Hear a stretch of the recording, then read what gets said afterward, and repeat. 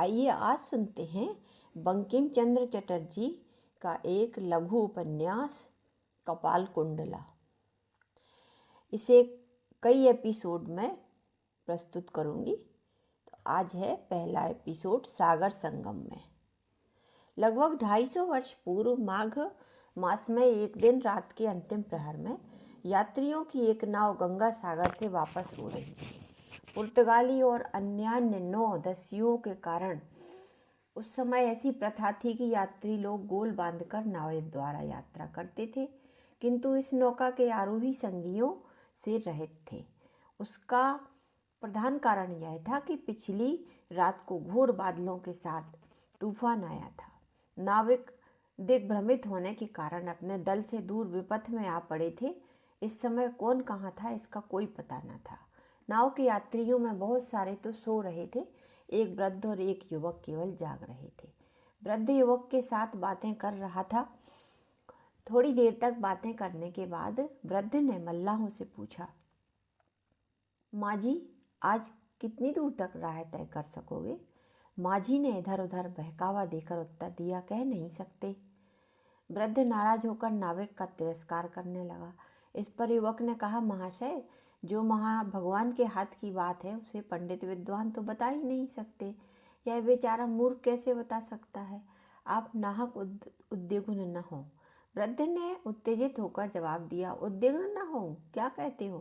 पाजियों ने 20-25 बीघे का धान काट लिया, बच्चों को साल भर क्या खिलाऊंगा? यह खबर उन्होंने गंगा सागर पहुंचने पर पीछे से आने वाले यात्रियों के मुँह से सुनी थी। युवक ने कहा, मैंने तो पहले ही कहा था कि महाशय के घर पर दूसरा कोई देखभाल करने वाला नहीं है। महाशय का आना अच्छा उचित नहीं होगा। वृद्ध ने पहले की तरह उत्तेजित स्वरों में कहा, ना आना? अरे 3 पन तो चले गए, आखिरी अवस्था आ गई। अब यदि परकाल के लिए कुछ ना करूं तो कब करूंगा? युवक ने कहा, यदि शास्त्र का मर्म समझा जाए तो तीर्थ दर्शन से परकाल के लिए जो कर्म साधित होता है घर बैठकर भी वह हो सकता है। वृद्ध ने कहा, अच्छा तो तुम क्यों आए? युवक ने उत्तर दिया, मैं तो पहले ही बता चुका हूँ कि समुद्र देखने की साध थी, इसलिए आया हूँ मैं। इसके बाद ही अपेक्षाकृत मधुर भावुक स्वरों में कहने लगा, आहा कैसा दृश्य देखा है, जन्म जन्मांतर इस दृश्य को तो भूल ही नहीं सकता। वृद्ध के कान तभी एक कविता की तरफ हुए। दूराध्यश्क क्रनिमस्य तंती तमाल ताली बनराज नीला प्रभाति वेला लवणाम्बुराशे धारा निवद्धेव कलंक रेखा। नाविक आपस में जो कथोपकथन कर रहे थे, वृद्ध थोड़ी देर के बाद एकाग्र मन से उसे ही सुनने लगा। अब उसकी कान कविता की तरफ न थे। एक नाविक दूसरे नाविक से कह रहा था, ए भाई, यह काम तो बड़ा ही खराब हुआ। अब कहाँ किस नदी में आ पड़े, कहाँ किस देश में आ पड़े, यह समझ में नहीं आता। वक्ता का स्वर भय कातर था। वृद्ध ने समझा कि किसी विपद की आशंका का कोई कारण उपस्थित है। उन्होंने डरते हुए पूछा, माझी क्या हुआ है? माझी ने कोई जवाब न दिया, किंतु युवक उत्तर की प्रतीक्षा न कर बाहर आया। बाहर आकर देखा, प्रायः सवेरा हो चला था। कपाल कुंडला को चट्टोपाध्याय जी के बेहतरीन और सबसे लोकप्रिय उपन्यासों में से एक माना जाता है। इसका अनेक भाषाओं में अनुवाद किया गया। बंकिम चंद्र चट्टोपाध्याय का यह सबसे लोकप्रिय उपन्यास है और बंगाली नाटक के अग्रदूतों में से एक श्री गिरीश चंद्र घोष और अतुल कृष्ण मित्र ने उपन्यास को अलग अलग नाटक के रूप में भी परिवर्तित किया था। उन्होंने ऐसी लड़की के बारे में लिखने का फैसला किया था जिसे एक सुदूर जंगल में एक तांत्रिक ऋषि का पालिक द्वारा पाला गया था और उस जंगल में रहने वाली लड़की की इसमें कहानी है। यह एक बंगाली रोमांस उपन्यास है। तो आइए आगे का भाग सुनाती हूँ। वक्ता का स्वर भय कातर था। वृद्ध ने भी समझा कि विपद की आशंका का कोई कारण है। उन्होंने डरते हुए पूछा, माझी क्या हुआ है? माझी ने कोई जवाब न दिया। बाहर आकर देखा कि प्रायः सवेरा हो चला है। चारों ओर घना कोहरा छाया हुआ है। आकाश, नक्षत्र, चंद्र, किनारा, किसी तरफ कुछ भी दिखाई नहीं दे रहा था। समझ गए कि नाविकों को दिग्भ्रम हो गया है। इस समय वह किस तरफ जा रहे हैं इसका कोई ठौर ठिकाना नहीं है। कहीं खुले समुद्र में न पड़ जाएं, यही उनकी आशंका थी। हिम निवारण के लिए नाव सामने से आवरण द्वारा ढकी हुई थी, इसीलिए भीतर बैठे आरोहियों को कुछ मालूम न हुआ। किंतु युवक ने अच्छी तरह हालत समझकर वृद्ध को समझा दिया। इस पर नाव में महाकोलाहल उपस्थित हुआ। नाव में कई औरतें भी थीं। कोलाहल का शब्द सुनती हुई जो जागी तो लगी चिल्लाने, किनारे लगाओ, किनारे लगाओ, किनारे लगाओ। नव कुमार ने हंसते हुए कहा, किनारा है कहाँ? उसके मालूम रहते इतनी विपत काहे की होती है। यह सुनकर नाव के यात्रियों का कोलाहल और भी बढ़ गया। युवक यात्री ने किसी तरह उन लोगों को समझा बुझाकर शांत करके नाविकों से कहा, डर की कोई बात नहीं है, सवेरा हुआ जाता है। 4-5 दंडों में अवश्य ही सूर्योदय हो जाएगा और 4-5 दंड में इधर नाव भी डूबी नहीं जाती है। तुम लोग भी अपने डांडे बंद कर दो, धारा में नाव जहाँ जाए जाने दो, पीछे से सूर्योदय देखकर विचार किया जाएगा। नाविकों ने इस परामर्श पर राजी होकर उसके अनुसार कार्य किया। बहुत देर तक नाविक निश्चेष्ट होकर बैठे रहे। उधर मारे भय के यात्रियों के प्राण कंठ में थे। वायु बिल्कुल न थी, अतः उन्हें लहरों के थपेड़ों का अनुभव उस समय नहीं हो रहा था। फिर भी यही सब सोच रहे थे कि मृत्यु तो सुनिश्चित है और निकट भी है। पुरुष निःशब्द होकर दुर्गा नाम जपने लगे और औरतें स्वर मिलाकर रोने लगीं। एक औरत अपनी संतान को गंगा सागर में विसर्जन करके आ रही थी। लड़के को जल में डालकर फिर उठा न सकी। केवल वही औरत रोती न थी। प्रतीक्षा करते करते प्रायः बेला अनुभव से एक प्रहर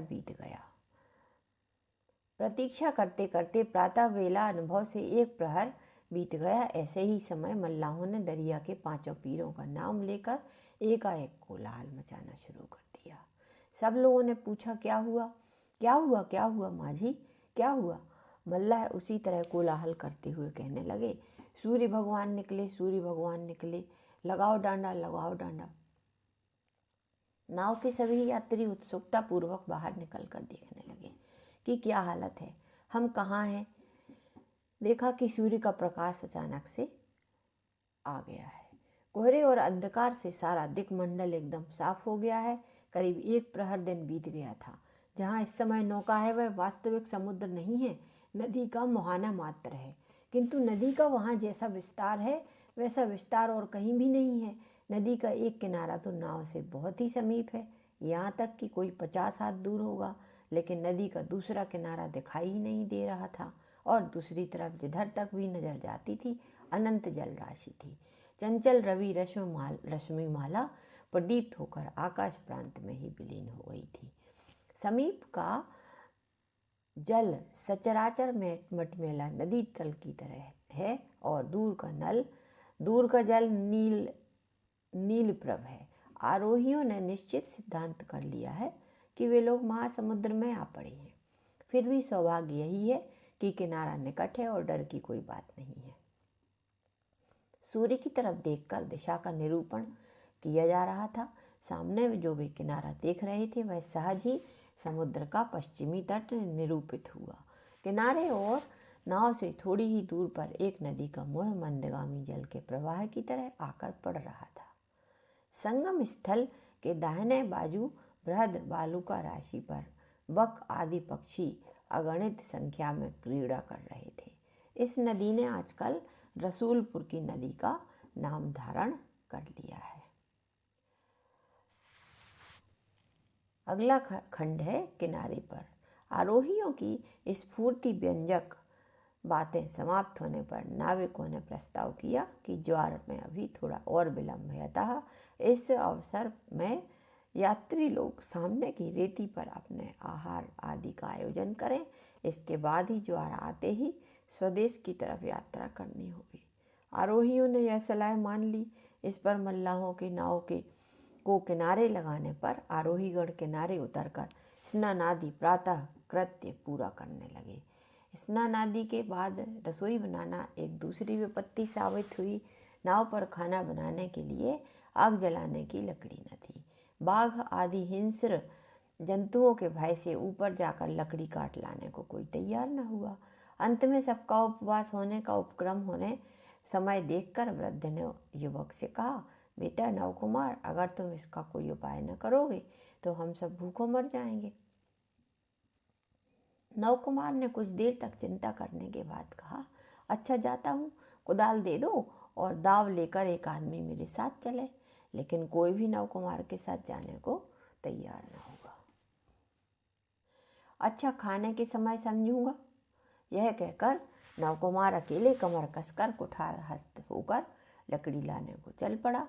किनारे की करार पर चढ़कर नवकुमार ने देखा कि जितनी दूर दृष्टि जाती है कहीं भी बस्ती का कोई भी लक्षण नहीं है, केवल जंगल ही जंगल है। लेकिन वह जंगल बड़े बड़े वृक्षों से पटा घना जंगल नहीं है, बल्कि स्थान स्थान पर गोलाकार पौधों के रूप में चटियल भूमखंड मात्र है।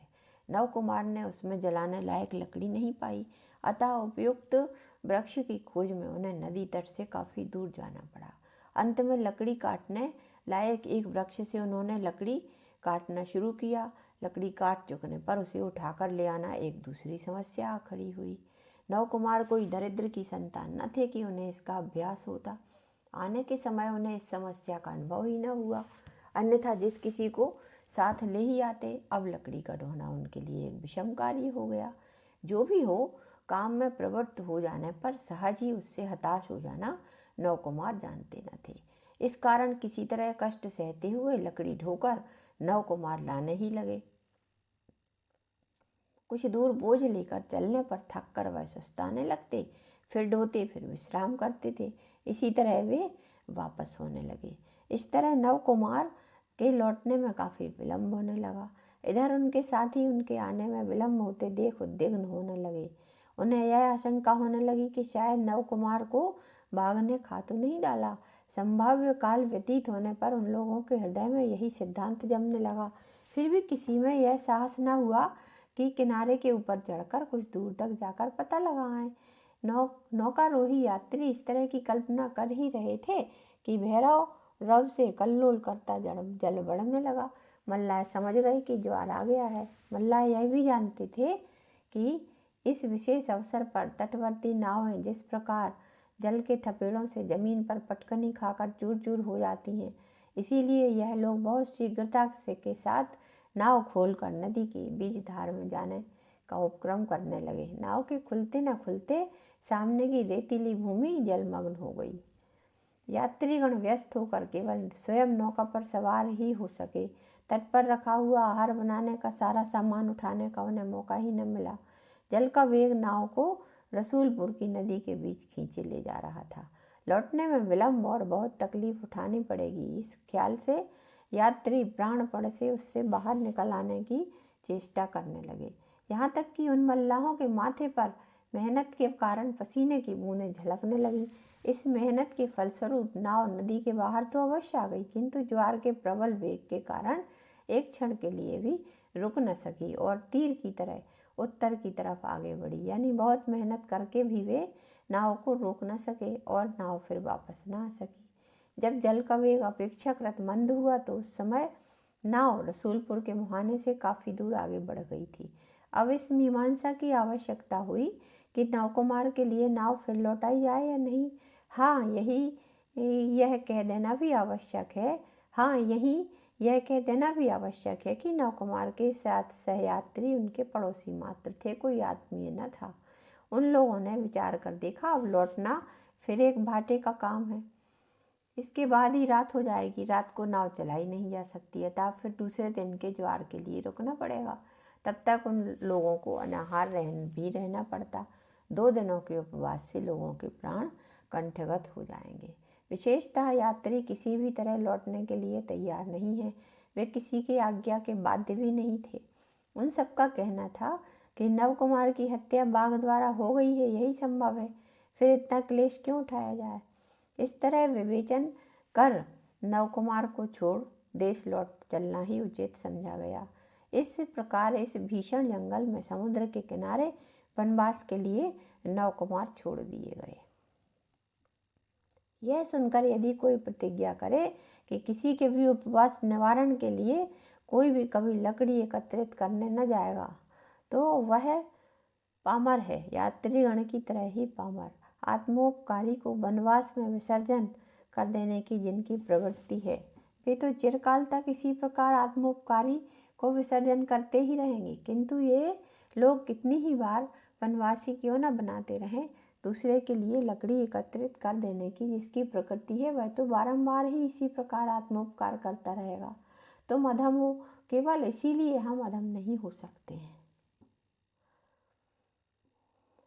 विजन में तीसरा अध्याय इसका उपन्यास का। जिस प्रति जगह नव कुमार को त्याग कर यात्री लौट आए, आजकल उसके समीप ही दौलतपुर और दरियापुर नाम के दो छोटे छोटे गांव दिखाई पड़ते हैं, किंतु जिस समय के वर्णन में हम प्रवृत्त हुए हैं उस समय वहाँ मनुष्यों की बस्ती के कोई भी चिन्ह नहीं थे, वहाँ केवल जंगल ही जंगल थे। किंतु बंगाल के सूबे में हर जगह अधिकांश भूमि जैसी उपज से भरी रहती है, यहाँ वह बात नहीं है। रसूलपुर के मुहाने से लेकर स्वर्ण रेखा तक विस्तृत कई योजन की राह बालू के बड़े बड़े ढूहों में वर्तमान है। थोड़ा और ऊंचा होते ही अनायास बालुकामय ढूह पहाड़ी कही जा सकती थी। आजकल वहाँ के लोग उसे बालियाड़ी कहते हैं। इन बालियाड़ियों की उच्च धवल शिखर मालाएं मध्याह्न सूर्य किरण में अपूर्व शोभा पाती हैं। उन पर ऊंचे पेड़ पैदा नहीं होते। ढूह के तल भाग में सामान्य वन जैसा दृश्य दिखाई पड़ता है, किंतु मध्य भाग या शिखर पर प्रायः धवल शोभा ही व्याप्त रहती है। निम्न भाग में भी कटीली झाड़ी झाऊ और वन पुष्प के ही छोटे छोटे पेड़ दिखाई देते हैं। ऐसे ही नीरस जंगल में साथियों द्वारा नव कुमार अकेले परित्यक्त हुए। पहले लकड़ी का बोझ लेकर जब वे नदी किनारे आए तो उन्हें नाव दिखाई न दी। अवश्य ही उस समय उनके मन में डर पैदा हुआ, किंतु सहसा उन्होंने विश्वास न किया कि उनके साथी उन्हें इस प्रकार छोड़कर चले गए होंगे। उन्होंने विचार किया कि ज्वार का जल बढ़ जाने के कारण उन लोगों ने अपनी नाव कहीं दूसरे किनारे दूसरी जगह लगा रखी होगी। शीघ्र ही वे खोज लेंगे और नाव पर चढ़ा लेंगे। आशा से वह बहुत देर तक किनारे खड़े रहे, लेकिन नाव न आई। नाव का कोई आरोही भी दिखाई न दिया। नव कुमार भूख से व्याकुल होने लगे। प्रतीक्षा न कर अब नव कुमार नदी के किनारे किनारे नाव की खोज करने लगे, लेकिन कहीं भी नाव का कोई निशान होता तो दिखाई देता। अतः लौट कर वह फिर अपनी पहली जगह आ गए। फिर भी नाव को वहां पहुंची न देख उन्होंने विचार किया कि ज्वार के वेग से मालूम होता है नाव आगे निकल गई है। अतः अब प्रतिकूल धारा पर नाव पलटाने में जान पड़ता है। साथियों को विलंब लग रहा है, लेकिन धीरे धीरे ज्वार का वेग जब शांत हो गया, किंतु धीरे धीरे भाटे का वेग दोबारा चढ़ा, तब घटने लगा। किंतु धीरे धीरे भाटे का वेग दोबारा बढ़ा, फिर घटने लगा। उसके साथ ही सूर्यास्त हो गया। यदि भाटे में नाव को वापस होना होता तो अब तक वह कभी की आ गई होती। अब नव कुमार को विश्वास हो गया कि या तो ज्वार वेग में नाव उलटकर डूब गई है अथवा साथियों ने ही मुझे छोड़ दिया है। अभी आप सुन रहे हैं कपाल कुंडला, एक रहस्यमय और प्रेम उपन्यास। तो इसका अगला भाग सुनते हैं। भाग 2 में ये अभी यहीं समाप्त करते हैं। तब तक के लिए विदा।